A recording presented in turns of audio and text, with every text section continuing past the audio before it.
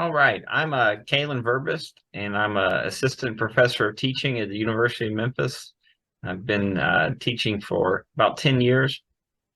And so thinking about the grading of major assignments, one of the biggest issues for me, at least in my experience with this, is time management, and how can you go through a stack of if you're teaching two classes, 45-page papers in a reasonable frame time.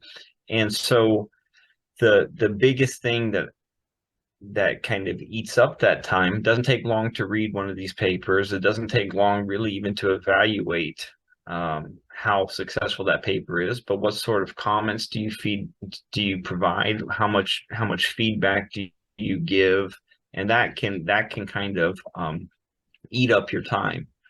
So the thing that I would not recommend is reinventing the wheel on every piece of feedback, on kind of having a 5-minute meditation on the paper and what it makes you feel and think and say, and then giving that student, 3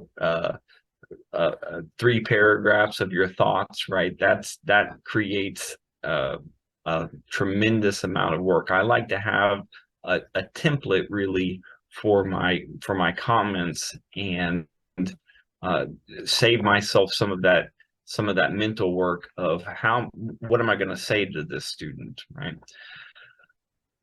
The thing to keep in mind is that I think that a lot of feedback for students is overwhelming. If you give them a lot to work on, they're probably not going to work on anything. I always try to focus on 1 or 2 things, the biggest issues I can find with the student paper, and those are the things I'm going to focus my energy on and give the students some feedback on.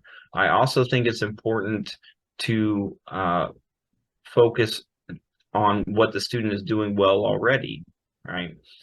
Something I tell my students for peer review is that having positive feedback is not only more pleasant than negative feedback, but it can be just as useful as constructive criticism. If you let the students know what they're already successful at, what their strengths are, then they can build on those strengths. They can play to those strengths in their future writing tasks. So an example of a template that I used, when I was first starting out, and I think it's been around forever, the compliment sandwich, which is I'm going to start off by pointing out 1 or 2 things that the paper is doing well, and I'm going to identify them specifically. I'm not just going to say your paper is great, I really like it, it flows well, but I'm going to either say that that their analysis was deep and detailed and this and that or the other, or that their organization really made it easy for me to follow and their transitions were on point, things like that. And then I'm going to have in the middle of the compliment sandwich my 1 or 2 things that I think that they could work on. Once again, as detailed as possible, as specific as possible. And then I'm going to wrap it up with one final compliment, which can just be global or general, right? Overall, fantastic work, keep up the good work, something along those natures. And that provides me a simple kind of template. I know that every paper I'm reading, I'm going to look for the things that they're doing well. I'm going to look for a couple things to work on, and that saves me any effort of kind of reinventing the comment, the holistic comment at the end for every student. And so that will save you time, it'll save you sanity. Another way to approach that, and one that I tend to lean on more heavily the longer I teach, is just having kind of a loose rubric for each of these assignments. And I base that based on what we've covered in class, which does vary slightly from semester to semester. So what are the things about this paper that I've emphasized in class this semester? And I might say, so I'm going to do one on the discourse community analysis. I'm going to do one of the sections of that rubric is that they do a good literature review at the beginning. One of the sections of that rubric is going to be that they point out specific language practices and relate those to their overall thesis. And so I will do a short comment on each of those sections, and I might just have I might just have a line in my comment at the end of the paper for each of those things, and say, this is how you did on this topic, this is how you did on that topic, this is how you did on that. And that's another way to kind of save you the work of coming up with a perfect, unique, beautiful comment for each paper, which takes a lot of time, right? And still be useful to the student. So you'll find what works for you the first few times you grade major assignments. For any new teacher, any new TA, it takes a lot longer than it should. You don't quite know what you're doing. Over time, you'll find kind of the structure, the template for your comments. But I would encourage you to develop a template where you can provide both positive feedback and constructive criticism. And once you've got that template, then it becomes easy to generate that for each individual paper, right? When you're thinking about, and that's how I think about the endnotes. The endnotes are going to be my holistic comment on the paper overall, right? For the marginal comments within the paper, one of the traps that you can fall into is trying to identify every problem, try to identify every error, try to comment on everything. That becomes rapidly time consuming, and I don't think it's all that useful to students, right? Because like I said, too much feedback is overwhelming. So I usually do the marginal comments as I'm reading the paper, and if something sticks out to me, good or bad, that's what I'm going to comment on. And I try to do a few of those marginal comments as I'm reading the paper. And so a lot of times I end up sounding like a cheerleader in those, and I think that that's okay. I respond to the students' papers, the things that I like about it as I'm reading. Sometimes, occasionally, those are just kind of throwaway comments, like on the content of the paper. Oh, I've been in that sort of situation before. Oh, I've been to this place that you're talking about in your literacy narrative. And I still think that those are valuable because they allow the student to know that somebody's reading the paper, that they're engaging with the material. And it can be nice for a student to have that assurance, right? That they're not just typing into the void, that the professor's engaged with what they're writing.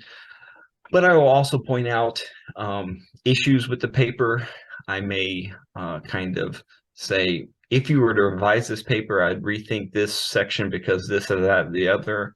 I'm typically not going to comment on any sort of technical issue unless it is grievous enough that it confuses me, right? That it interferes with the kind of legibility of the paper.